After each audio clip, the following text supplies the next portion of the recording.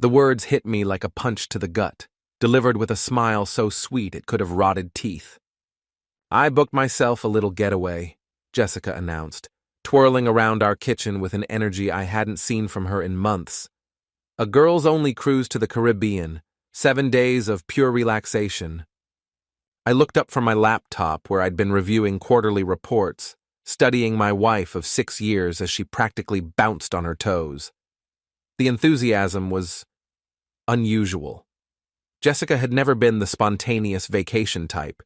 She was the woman who planned our anniversary dinners 3 months in advance and color-coded our shared calendar. "That's sudden," I said carefully, keeping my voice neutral.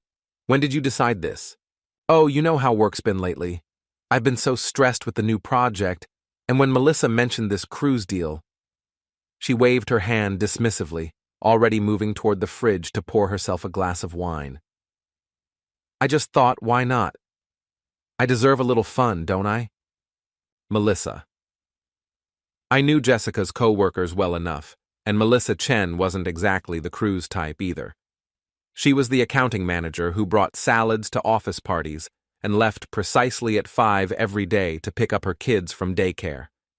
"Of course you deserve fun," I replied, closing my laptop. "When is it?" "Next week." I know it's short notice, but that's what made it such a good deal. Jessica's smile stretched wider, but something about it felt rehearsed. "It's just 5 days, really. Fly out Monday, cruise Tuesday through Saturday, fly back Sunday." "Next week?" I repeated. "Jess, we have the Hendersons' anniversary party on Saturday." "Oh, shoot, I completely forgot. But they'll understand, right? I mean, this is such a rare opportunity for me to just breathe. You know how hard I've been working." I did know. Jessica had been working late 3 nights a week for the past 2 months, coming home exhausted and distracted.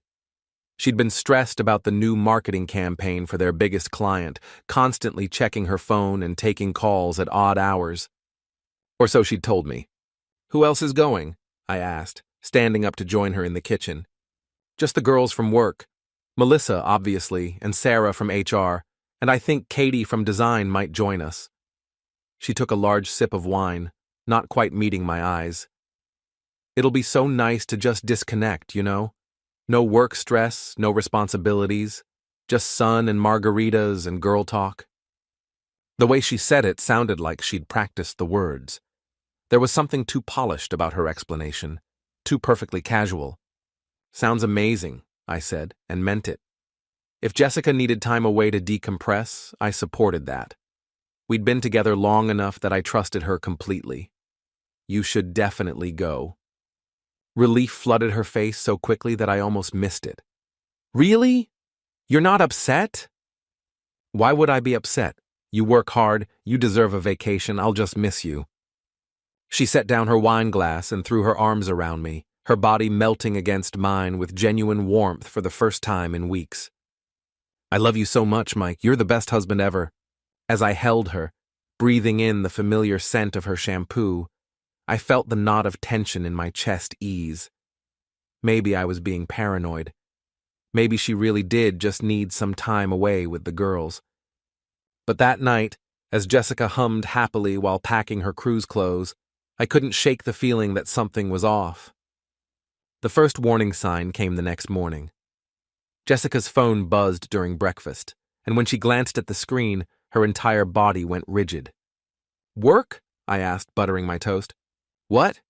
"Oh yes, work." She quickly flipped the phone face down on the table. "Just boring stuff about the campaign?" But I'd seen her expression before she hid the screen. It wasn't the look of someone reading about quarterly projections or client meetings. It was the look of someone reading something that made their pulse quicken. The second sign came that evening. Jessica had always been casual about her phone around me, leaving it on the counter while she showered, asking me to check her messages while she was driving. But suddenly, it was glued to her side. She took it to the bathroom, kept it face down during dinner, and I caught her typing responses under the table while we watched Netflix. "Everything okay?" I asked during a particularly intense texting session that lasted through an entire episode of our show. "Oh yes, sorry, just coordinating trip details with the girls." The girls. She kept mentioning the girls but never specified who beyond Melissa. When I'd asked about Sarah from HR, Jessica had looked confused for a moment before remembering she'd mentioned her.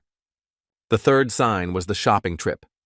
Jessica had never been the type to buy new clothes for vacation. She was practical, sensible. She wore the same black swimsuit every summer and packed the same sundresses for every trip. But on Thursday, she came home with 3 shopping bags and a secretive smile. "What did you get?" I asked, nodding toward the bags. "Just some new things for the cruise. I realized my swimsuits are all ancient." She clutched the bags protectively. Nothing exciting, but when she thought I wasn't looking, I saw her pull out a tiny red bikini that left almost nothing to the imagination. This wasn't a girls' trip purchase. This was a look sexy for someone specific purchase. The fourth sign was the most damning, the group chat that didn't exist. I knew Jessica's texting habits better than anyone. When she planned girls' nights or work events, her phone buzzed constantly with group messages. Who was bringing what, where to meet, what time to leave. Her phone would light up every few minutes with responses and emoji reactions and the constant chatter of women coordinating plans. But as the cruise approached, her phone stayed mysteriously quiet. The few messages she received came individually, and she always angled her screen away from me before responding. No group chat, no mass coordination, no excited planning messages from the girls. Just secretive individual texts that made her smile in ways I hadn't seen in months. By Friday night, as Jessica packed her new bikinis and whispered into her phone in the bathroom, I knew with cold certainty that this wasn't a girls' trip at all. The question was, what was I going to do about it? Saturday morning, Jessica left early for what she claimed was a pre-cruise manicure with Melissa. I waited exactly 15 minutes after her car disappeared down our street, then opened my laptop. Our shared Google account had been a convenience when we'd first moved in together. Shared calendars, shared photo storage, shared email for bills and household things. Over the years, we'd both grown lazy about maintaining separate digital lives. Jessica forwarded confirmation emails to our shared account out of habit, and I'd never thought twice about it. Until now. I opened Gmail and searched for anything cruise-related from the past month. What I found made my blood turn to ice. Royal Caribbean confirmation email. 7-day cruise to the Caribbean, departing Monday. 2 passengers, Jessica Harrison, David Chen. I stared at the name, my mind racing. David Chen worked in Jessica's company, but not in her department. He was in IT, a quiet guy in his 30s who I'd met exactly once at the company Christmas party. Married to a nice woman named Linda, father to 2 young kids. The booking had been made 6 weeks ago. 6 weeks of Jessica planning this spontaneous girls' trip. 6 weeks of lies. I scrolled through more emails, my hands shaking as pieces fell into place. Hotel confirmation for Sunday night before the cruise. 1 room, 2 guests. Flight confirmations, seats 12A and 12B. Passengers Jessica Harrison and David Chen. They'd booked everything together. Flights, hotels, cruise cabin. This wasn't an affair that had developed recently. This had been planned for over a month. But I kept digging, and what I found next was worse than the cruise booking. Jessica's Google Photos account, synced to our shared storage. Photos she'd taken but hadn't shared with me. Screenshots of text conversations. The messages went back 3 months. David, can't stop thinking about last night. Jessica, me neither. Mike is working late again tonight. David, I hate that we have to sneak around like this. Jessica, soon we won't have to. The cruise will give us time to figure things out. David, what are you going to tell Mike? Jessica, that it's just a girls' trip. He's so trusting, he'll never question it. David, I feel bad about lying to Linda too. Jessica, we're not hurting anyone as long as they don't know. After the cruise, we'll figure out how to handle everything. I scrolled through months of messages, each one a knife twist in my chest. They'd been meeting for lunch, staying late at the office together, planning their future while I worked late to provide for a marriage I thought was solid. The worst part wasn't the affair itself. It was how they talked about me. Jessica. Mike is so clueless. Last night he asked if I wanted to plan a vacation together this summer. I had to bite my tongue not to laugh. David, does he suspect anything? Jessica. Mike?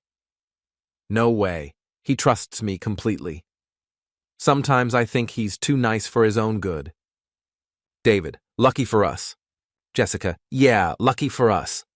Too nice for my own good. Clueless. They were laughing at me while I paid our mortgage and planned date nights and believed my wife when she said she was working late. I sat in our kitchen, in the house I'd worked 60-hour weeks to afford, reading about how my wife and her lover were planning their romantic getaway on my dime. Because of course Jessica had booked everything on our joint credit card. The rage that filled me wasn't hot and explosive. It was cold and calculating and absolutely lethal. Jessica thought I was too nice, too trusting, too clueless to figure out what was happening right under my nose. She was about to learn just how wrong she was. When Jessica came home from her manicure, I was exactly where she'd left me, sitting at the kitchen table with my laptop, apparently working on quarterly reports. "How was your day, honey?" she asked, kissing the top of my head. Her nails were indeed freshly manicured, painted a bright coral that matched the new bikini I'd seen her pack. "Productive," I said, not looking up from my screen. "How was your time with Melissa?" "Great. We're so excited for tomorrow I can barely sleep. I'm so ready to just relax and disconnect." Disconnect. Right. Disconnect from her marriage while connecting with David Chen in ways that would destroy two families. "I'm excited for you," I said, and meant it. Jessica was going to get exactly the trip she deserved. "You've been working so hard lately. You need this." She beamed at me, and for a moment I saw the woman I'd fallen in love with 8 years ago. Before the lies, before the betrayal, before she'd decided that too nice was something to exploit rather than cherish. "I'm going to miss you, though," she said, running her fingers through my hair. 7 whole days without my husband. "I'll miss you too," I replied, "but you'll be back before you know it." That night, as Jessica took a long shower and continued her secretive texting, I made my preparations. First, I called our bank. As joint account holders, I had every right to place a temporary freeze on our credit cards and accounts. I explained to the customer service representative that I'd noticed some suspicious activity and wanted to ensure our financial security while my wife was traveling. "We'll flag the accounts immediately, Mr. Harrison.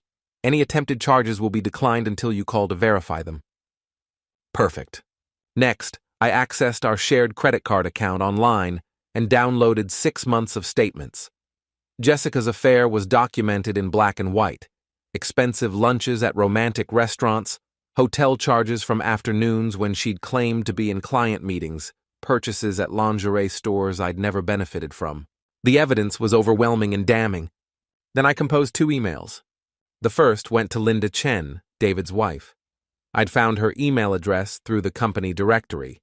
She worked part-time at a veterinary clinic across town. The subject line was simple: "About your husband's business trip." I scheduled both emails to send at 8 a.m. Monday morning, exactly when Jessica and David would be boarding their flight, when it would be too late for them to change their plans or cover their tracks. Finally, I researched divorce attorneys. I found the best one in the city, read reviews, checked their track record. I called and left a voicemail requesting a consultation for Tuesday morning. By the time Jessica emerged from the bathroom in her silk pajamas, I had systematically prepared for the destruction of her carefully planned deception. "You're up late," she observed, climbing into bed beside me. "Just finishing up some work. I want tomorrow to be completely free so I can see you off properly." She snuggled against me, and I felt her body relax as she assumed her lies had worked perfectly. "I love you, Mike," she whispered into the darkness. "I love you too," I replied. And in that moment, I realized it was true. I did love her. Or at least, I loved the woman I'd thought she was. The woman who would never have betrayed me so completely, so calculatedly, so cruelly. That woman was worth loving.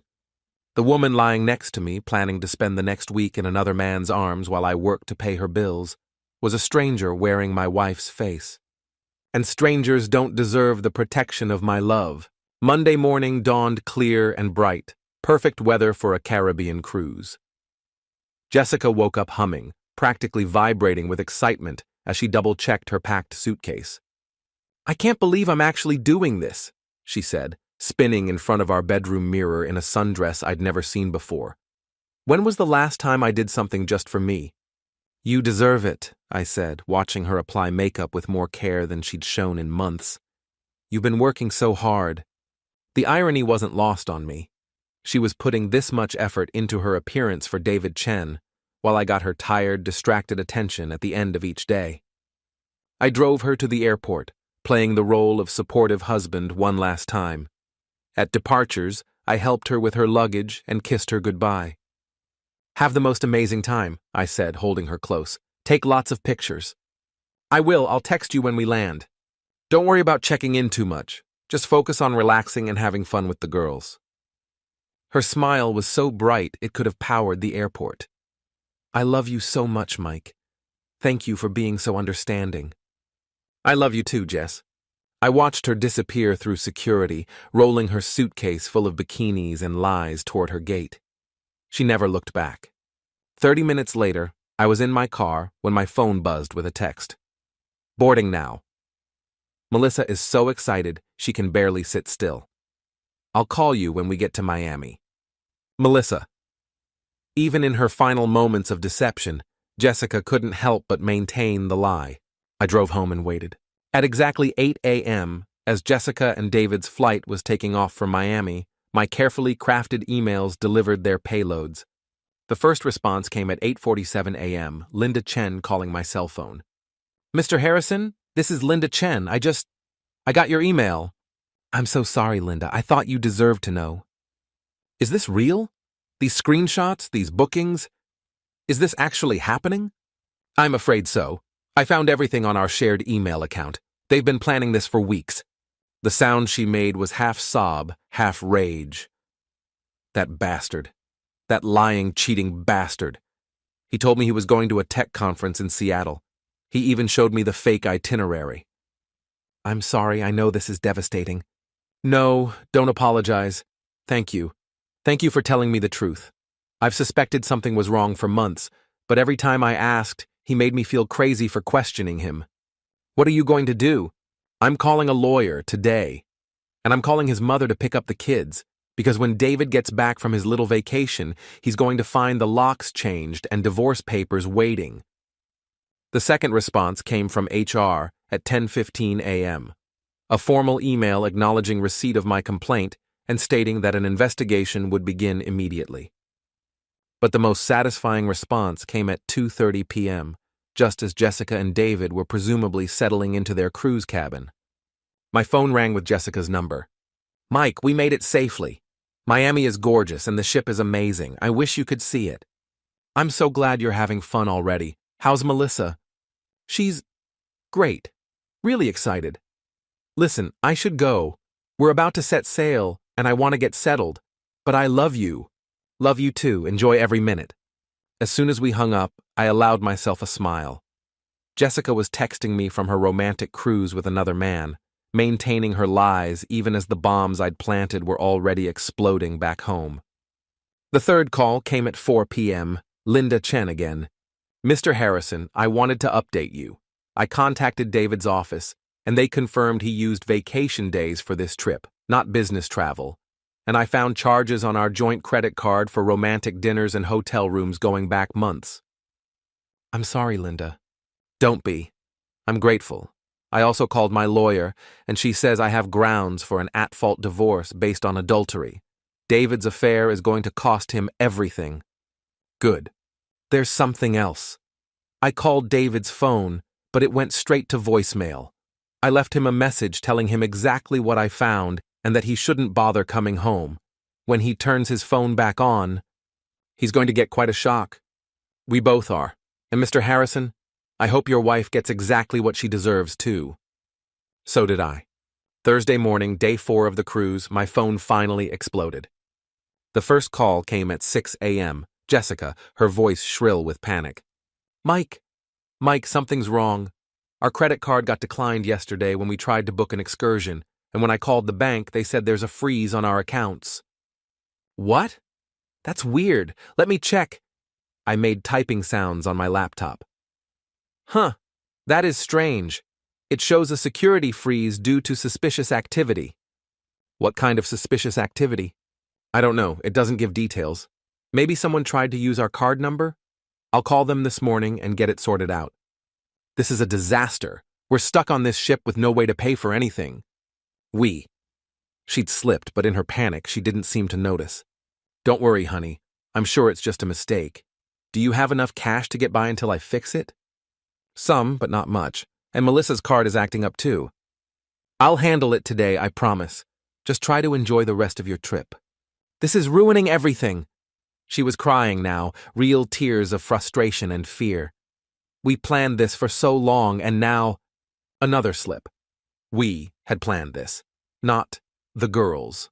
Jess, calm down. It's just money. The important thing is that you're getting the relaxation you need. You're right. I'm sorry. I'm just stressed. I love you, Mike. Love you too. The second call came 2 hours later. This time, Jessica sounded genuinely terrified. Mike, something is really wrong. David from IT just came to my room looking completely panicked. He said his wife filed for divorce and somehow she knows about things that don't make sense. David from your company? What's he doing on your girls' cruise? The silence stretched so long I thought the call had dropped. Mike ... Jessica, what is David Chen doing on your girls' cruise? I can explain. I'm listening. It's not what you think. We're just friends. And he was having problems with his wife. And when I mentioned the cruise, he thought it might be good for him to get away too. So you lied to me. I didn't lie exactly. I knew you might not understand. Understand what, Jessica? That David and we've become close. But it's not an affair. We're just supporting each other through difficult times. The gaslighting was almost impressive. Even caught red-handed, she was still trying to minimize and deflect. How close? Mike, please, can we talk about this when I get home? I promise I can explain everything. No, let's talk about it now. Are you sleeping with David Chen? Another long silence. Jessica? Mike, are you sharing a room with David Chen? It's not what you think. What I think is that my wife has been lying to me for months, booked a romantic cruise with another man, and is now trying to convince me it's innocent. Am I wrong? She started crying again, but these weren't tears of frustration. These were tears of someone who'd finally been caught. I never meant for it to happen. It developed naturally. We were working late together and we connected and you decided to betray our marriage. I was going to tell you. After the cruise, David and I were going to figure out how to handle everything properly. Handle everything properly? Like divorcing your spouses properly? Like destroying 2 families properly? It's not like that. What's it like, Jessica? Because from where I'm sitting, it looks like you've been planning to leave me for months while letting me pay for your life and your affair. Please, Mike, we can work through this. It was a mistake. No, I said quietly. It was a choice. A series of choices, and now you get to live with the consequences. What do you mean? I mean, enjoy the rest of your cruise, Jessica, but when you get home, don't come to the house. Mike, please! I hung up. 30 seconds later, she called back. I let it go to voicemail. She called 6 more times that morning. I ignored them all. The voicemails Jessica left over the next 2 days were a masterclass in the stages of grief and manipulation. First came denial. Mike, please call me back. I think there's been a misunderstanding. Yes, David is here, but we're just friends supporting each other. Nothing inappropriate has happened. Then anger. You're being completely unreasonable. I made a mistake by not telling you David was coming, but that doesn't mean I'm having an affair. You're letting your paranoia destroy our marriage. Then bargaining. Please, Mike. I know this looks bad, but I swear on my mother's grave that David and I haven't crossed any lines. We've just been talking, and yes, maybe we've gotten a little too close emotionally, but we can fix this. Please just let me explain when I get home. Then depression. I understand why you're angry. I should have told you the truth from the beginning. I've made terrible choices and I'm so sorry. But please don't throw away 8 years of marriage over one mistake. Finally, a return to anger when she realized I wasn't going to answer. Fine. If you want to be childish and refuse to communicate like an adult, then that's on you. But don't you dare try to paint me as the villain here when you're the one who won't even listen to my side. But the most interesting voicemail came Friday afternoon, and it wasn't from Jessica. Mike, this is David Chen. Look, I know this is awkward, but Jessica is falling apart, and I think there's been a huge misunderstanding. Yes, we've gotten close, and yes, maybe we should have been more upfront about our friendship. But this isn't the affair you think it is. Jessica loves you, man. She talks about you all the time. Please just call her back so you two can work this out. David Chen, calling to tell me that my wife talks about me all the time while sharing his cruise cabin. The audacity was breathtaking. I saved every voicemail. My lawyer was going to find them very interesting. Meanwhile, the consequences continued to unfold at home. HR had officially placed both Jessica and David on administrative leave pending investigation. Their supervisor had called me twice more, trying to reach them. Apparently, someone had raised questions about expense reports and timesheets that didn't match their documented whereabouts. Linda Chen had filed for divorce and obtained a temporary restraining order requiring David to move out of their family home. She'd also frozen their joint accounts and filed a motion for emergency spousal support and child support. David's going to come home to nothing, she told me during one of our check-in calls. The house is locked, his clothes are in storage, and he has nowhere to go.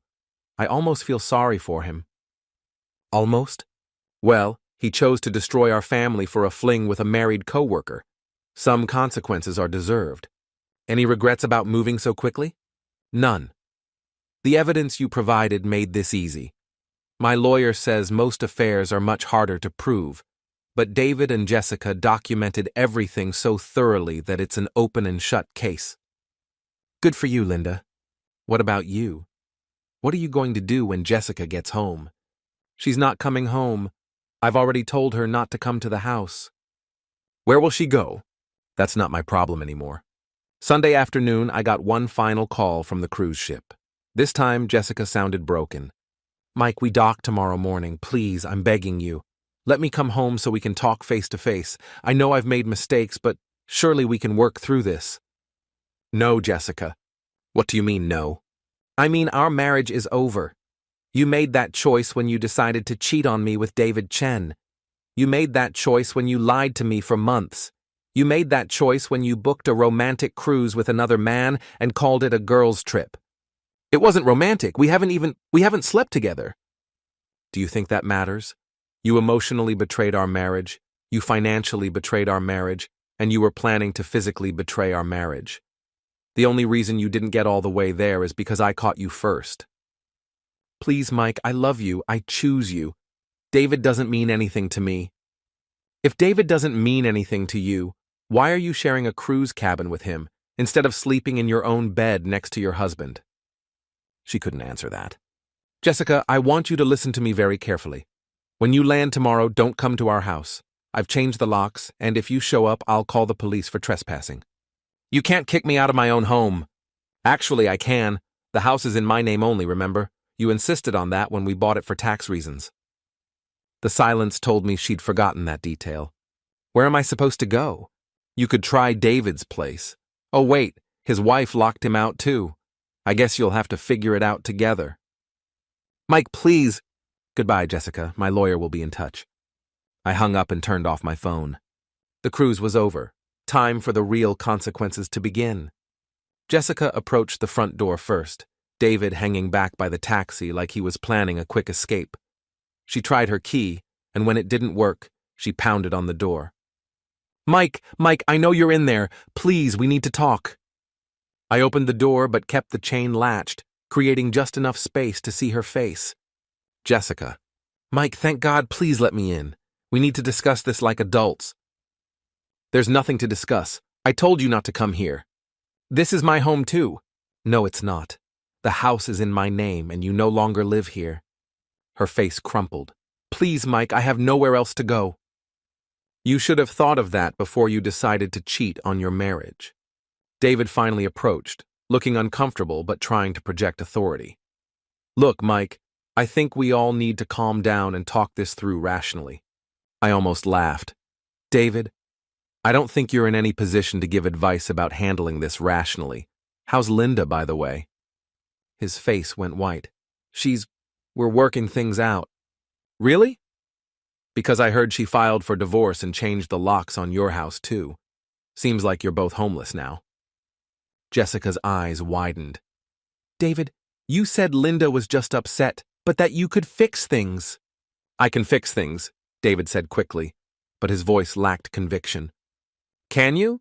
Because I also heard you've been suspended from work, pending an HR investigation.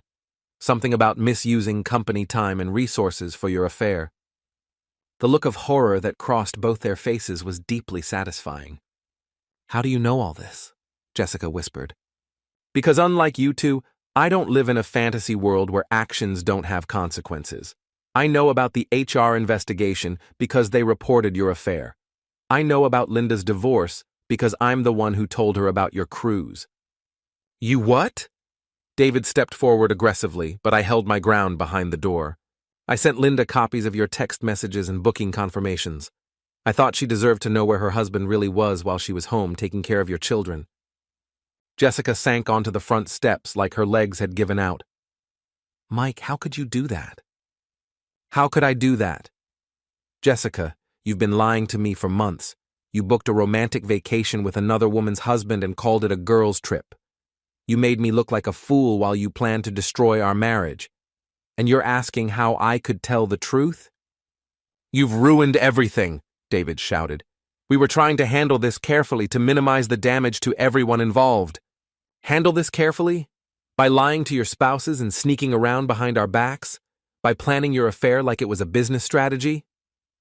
We were going to tell you both after the cruise, Jessica said desperately. We were going to sit down with you and Linda and explain our feelings and try to work out an amicable solution. An amicable solution where you got to keep your financial security while exploring your new relationship? Where you got to have your cake and eat it too? It wasn't like that. It was exactly like that. You wanted to test drive your affair to see if it was worth leaving your marriages for. And you wanted to do it on my dime while keeping me as your backup plan. The taxi driver honked his horn impatiently, clearly ready to leave this domestic drama behind. Jessica, you have 5 minutes to get whatever personal items you can carry, and then you need to leave, I said. Anything else can be handled through lawyers. Mike, please. We've been together for 8 years. Doesn't that mean anything to you? It meant everything to me, right up until you decided it meant nothing to you. I opened the door enough for her to slip inside, but kept David on the porch. He's not coming in, I said, when Jessica looked back at her lover. But he has nowhere to go. Neither do you. You'll figure it out together. Jessica grabbed a suitcase and frantically stuffed it with clothes, toiletries, and important documents. She was crying the entire time, but I felt nothing. The woman who had been my wife was already gone. This was just a stranger collecting her things. I'll get the rest of my stuff later, she said, as she dragged her suitcase to the door. No, you won't. Anything you leave behind gets donated to charity next week. This is your only chance.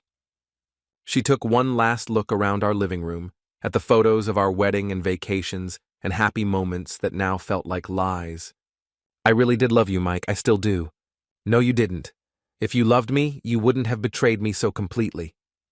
The next few weeks brought a parade of revelations that made Jessica and David's situation progressively worse. But the most damaging discovery came when the accounting department flagged unusual expense reports. Jessica had been claiming overtime pay for hours she'd supposedly worked late on the new marketing campaign. According to her timesheets, she'd been in the office until 10 p.m. at least twice a week for the past 2 months. The problem was that building security logs showed her leaving at normal hours on those same days. She'd been lying about her overtime to collect extra pay while actually spending those evening hours with David. The expense fraud investigation led to criminal charges. Jessica was facing potential jail time for theft by deception. I can't believe she was stealing from her own company to fund her affair, my lawyer said during one of our meetings. The evidence just keeps getting worse for her.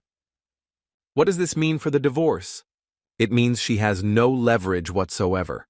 Adultery is bad enough, but adultery combined with criminal fraud? She'll be lucky to avoid prison, let alone get any assets from the marriage. David's situation was even worse. The IT department had discovered that he'd used his administrative access to delete security footage from the days he and Jessica had used empty conference rooms for their trysts. Tampering with company records was a felony. He'd also been accessing Jessica's computer remotely to help her cover their tracks, which violated about 6 different cybersecurity policies and potentially some federal laws about unauthorized computer access. Linda Chen called me with updates on his legal troubles. David's been arrested, she said. Computer crimes, fraud, theft of services. His lawyer says he could be looking at 2 to 5 years in prison. Jesus, how are you holding up? Honestly? I'm relieved. For months, I thought I was going crazy. David was gaslighting me, making me think I was paranoid and controlling when I questioned his behavior.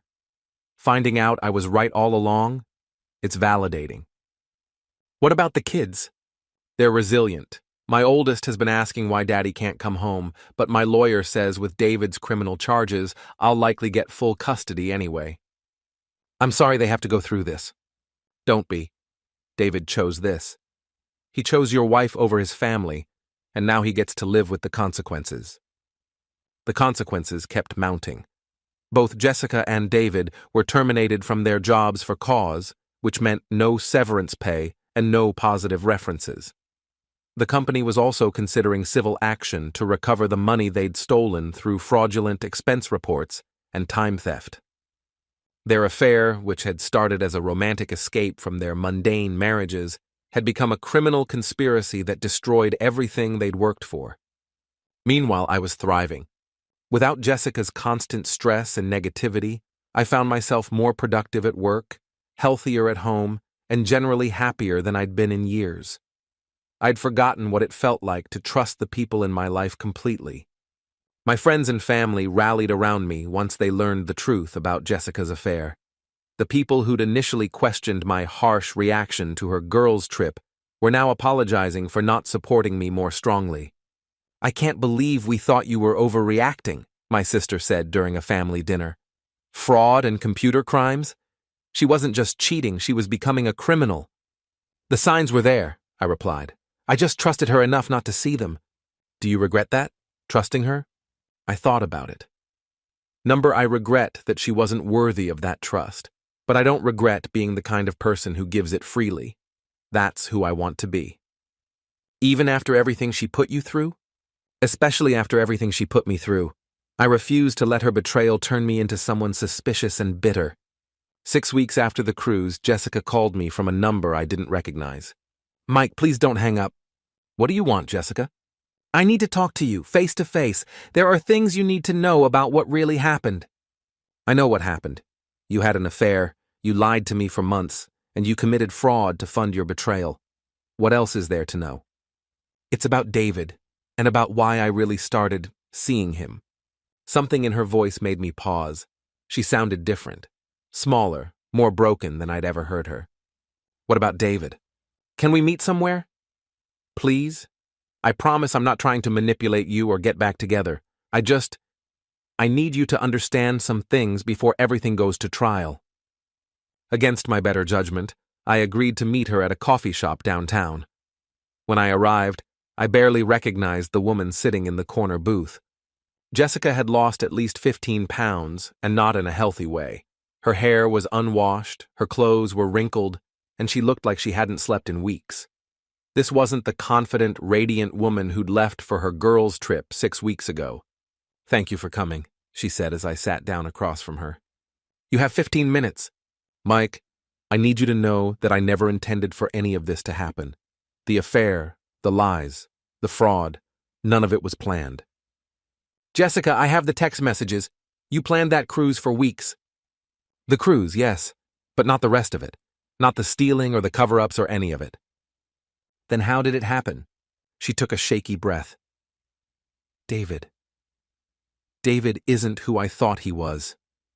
When we first started getting close, he seemed so different from you. Exciting, spontaneous, dangerous in a way that felt thrilling. And once we started the affair, he became controlling. He convinced me that we needed to be more careful, more thorough in covering our tracks. He's the one who suggested I claim overtime hours to explain why I was staying late. He's the one who deleted the security footage. You're blaming David for your choices? No. I'm trying to explain that he manipulated me into deeper and deeper deception. Every time I wanted to slow down or tell you the truth, he'd convince me that we were in too deep to stop. I studied her face, looking for signs of manipulation or self-pity. What I saw instead was genuine fear. What happened on the cruise, Jessica? The first few days were nice, romantic, like I'd imagined. But when our credit cards got declined and David's wife started calling, he completely changed. He became angry, paranoid. He blamed me for not being more careful, for not covering our tracks better. And when he realized his marriage was over and his job was gone, he started talking about how this was all my fault, how I'd seduced him away from his family and destroyed his life. The irony was staggering. He seduced you away from your marriage too. I know. But David has a way of rewriting history to make himself the victim. By the end of the cruise, he was acting like I'd forced him into the affair. Where is he now? I don't know. After we got back and you wouldn't let us in the house, we got a hotel room. But the next morning, I woke up and he was gone. He'd taken my remaining cash and just disappeared. So your great love abandoned you the moment things got difficult. She nodded, tears streaming down her face. I gave up everything for him. My marriage, my job, my home, my reputation. And he left me with nothing. Why are you telling me this? Because I need you to know that I understand now what I threw away. You would never have abandoned me like that. Even when I hurt you, even when I betrayed you, you were still more honorable than David ever was. That doesn't change anything, Jessica. I know. I'm not asking for forgiveness or reconciliation. I needed you to know that I understand the magnitude of what I lost. We sat in silence for a moment. Despite everything she'd done to me, I felt a flicker of pity for the broken woman across from me. What are you going to do now? I asked. My lawyer says I'll probably get probation for the fraud charges if I plead guilty and make restitution. I'm staying with my sister, looking for work, trying to figure out how to rebuild my life from nothing. And David? David has vanished. The police are looking for him. He violated his bond conditions by leaving the state. Linda thinks he might have fled to Mexico. So he abandoned his children too. Yes, along with everything else. I finished my coffee and stood to leave. Mike? What? I know this doesn't matter now, but I want you to know that I loved you. Really loved you. What I felt for David was infatuation, excitement, the thrill of doing something forbidden. But what we had was real. If it was real, why did you destroy it? Because I'm an idiot who confused excitement with love and threw away the best thing in my life for a fantasy. I looked at her one last time. This woman who had been my wife, my partner, my best friend for 8 years before she became a stranger who betrayed everything we'd built together. Goodbye, Jessica. Goodbye, Mike. I hope you find someone who deserves you. I walked away from that coffee shop and never looked back.